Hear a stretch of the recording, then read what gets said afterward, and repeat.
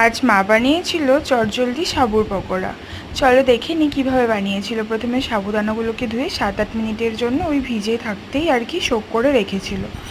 আর দুটো আলুকে সিদ্ধ করে নিয়েছিল। এবার ওর মধ্যে দিয়ে দিল কাঁচা লঙ্কা, নুন, আর তার সঙ্গে একটু ভাজা মশলা, ওই জিরে, ধনে, শুকনো লঙ্কা, তেজপাতা, গরম মশলা, রাঁধুনি একসঙ্গে ভেজে শুকনো কড়াতে তারপর ওটা পেস্ট করে নিয়েছে, মানে ড্রাই রোস্ট করা।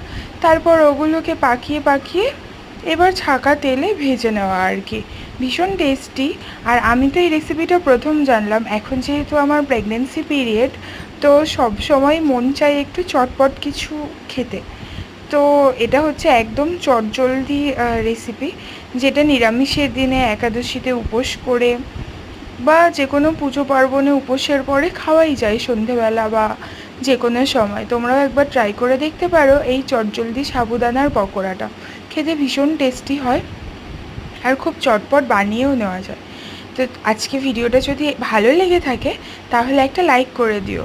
আর যদি তোমরা আমার মতন, মানে আমার মায়ের মতন এরকম সাবুদানার পকোড়া বাড়িতে বানাও, তাহলে কেমন হয়েছিল সেটা আমাকে কমেন্ট করে জানিও। সবাই খুব ভালো থেকো, সুস্থ থেকো। দেখা হবে আবার একটা ভিডিওতে। আর সবাই প্লিজ আমার জন্য প্রে করো, যাতে আমার প্রেগনেন্সির বাকি পিরিয়ডটা আমি বেশ ভালো করে কাটতে পারি। Thank you.